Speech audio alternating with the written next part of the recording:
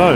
Now I might have done a video like this before, and I'm almost certain I did, but if you were standing about here back in the late 1960s, early 70s, mid 70s, then the chances are that you'd be going on this road to join up with the M1, because that is where the M1 got as far until it went to Staples Corner further along the road. And there is some wonderful footage which I think I put up before as well, but it shows hitchhikers on this bit of road. Obviously that petrol station wasn't there, but it was a slip road that sort of went round in a snake shape. Pretty sure I've done this, very, very sure. Anyway, there we go, and that was just joined up to the back of the video I did on the Pensavia Business Park or Retail Park, which is no more, but the developers have seen fit to leave that monument to retail, 1990s retail, by leaving up the old Pensavia Retail Park sign. So its history is remembered, at least for the time being anyway. So I'm just walking down towards the Brutalist car showroom, and I'm going to bore you with that again, maybe some different perspectives, so bear with me. So indeed, here we are again on the A41 near Mill Hill, and the Brutalist car showroom, as I have called it, built around about 1964. And it was originally built as the K garage for a logistics company, I suppose that's what you'd call it now, and I've forgotten the name of it. But the interesting thing with this is that it's had some more signage put onto it. So this building is now dotted with ghost signs of things that were there. So you can see it's Westway, Nissan, the old Nissan signage from the previous time. And then underneath all of that, there's some peg marks with it for K, which sat about, where's my finger? There's my finger, about there. And I don't know what colour it was, it might have been red. So yes, it's covered in ghost signs. This building is, what, 62 years old or thereabouts? Wouldn't think you, would you? It says it's style, it's, I suppose, because brutalism has seen a bit of a return.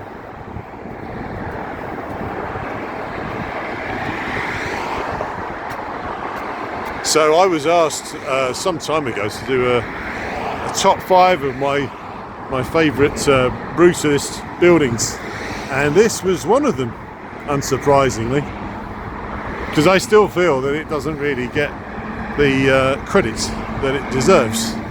It's an amazing piece of architecture for somewhere so unremarkable.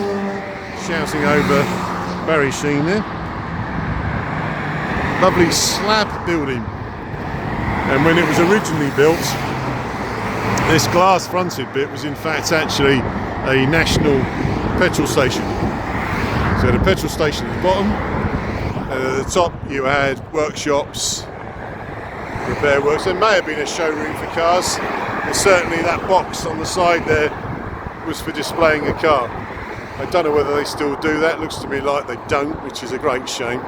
Very, very boring of them, given the fact that that was put in as a feature. The fact that they've not actually utilised it seems to have sort of bits of old office furniture in it. I don't know. Maybe it's not safe for putting cars in it anymore. Great shame. Yes, so it's not the building it used to be, and I feel sometimes that it's a building that's almost certainly could be under risk at some point. It's one of those things that's always been here all that time, and then suddenly one day you find out it's going to be knocked down. I do hope not, because it has survived quite well. I've always wanted to know what goes on when you go up that slot, because that takes you up to the workshops, or at least what they used to be the workshops. So you've got MG on the other end, and the ghost sign of Nissan next to it there. And there would have been a big red K on the side of there as well, and there probably are some fixing points for it. Anyway, so that is another visit, probably about a year on, to the K building, what I'm going to do is I'm just going to stick a bit on the end by crossing over the bridge that goes over the M1, so you can see the back of it. Won't that be exciting for you? And in the distance, there is the new massive lump of a building. So if you think this is brutalism, over there, that's your 21st century equivalent. And I don't know what it is, but at some point or other, I mean, I'll probably put it onto the video. It's a development that looks like it's not particularly friendly anyway. So let's pause, and we're going to go over to that road bridge you can see in the distance there. Footbridge rather.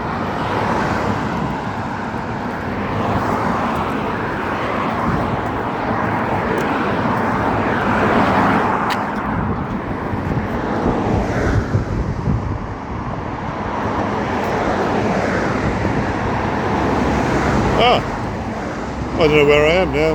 Well, listen, I might have made a bit of a mess of that video, but anyway, just sort of point out at the front here of the old K garage, you have this piece of fencing, which is not from the 1960s. That is, in fact, from the 1930s or 1940s. That is certainly not from the 60s. I am absolutely sure of it, because I've seen fencing like that before. So that would date from the previous incarnation of the K garage that stood on this site next to the A41 Watford Way. Right, let's see if I can get it right this time by pausing. This is worth pointing out from a point of minute detail that actually there had been a building on this area here where you see these cars here. There had been a building that survived through until I think at least the 1980s. And that was part of the original K garage. In fact, I think those buildings along the back there, they're being painted grey. I think they are part of the original garage, and certainly show up on old Aerofilms pictures of the area, which I may also try to stick on if I can remember. So actually the previous incarnation of the K garage still exists behind. It's just you wouldn't know it. And the thing that gives it away is the metal framed windows, which you can see there, which are very much of the 1930s. A little bit of extra detail there for those who like that sort of thing. Well, come and join me as I walk around this rather dodgy little bit of pavement that takes you to the footbridge. Always fun, this, because this is another example of terrible neglect from either TfL or Barnet Council or whoever owns this land, but they've just let it go to pot completely. This is supposed to be a public right of way. There's the entrance, back entrance into the K garage. This is actually covered in detritus, all overgrown. But you see, if you live over that way, which is over at Colin Graham Park Way, then this is your right of way to get across to here, if you should want to do that. And as I said, it's really, really badly neglected.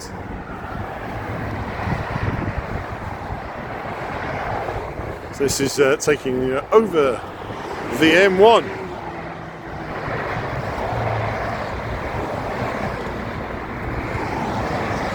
And just in the distance there you can see a little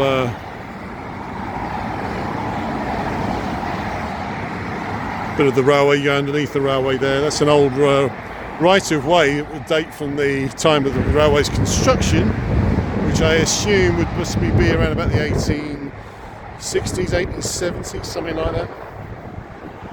So here we are, and that's the back, and we can move along, see more of it. This is the M1. Like I said, back then goes on to Staples Corner, but there would have been a time up until probably about 1976, 77, I think about 77, when basically the M1 didn't go that far, or at least it had been constructed but it hadn't been opened up. It sort of stopped around about here, and then you joined it. So the chances are that in fact actually all the structures that would have come off that slip road I mentioned at the start of this video have all gone, but that would have taken you north. So just going back again, so you can see the back of the K garage. There it is. Nice day for shooting a bit of video. Nice and bright.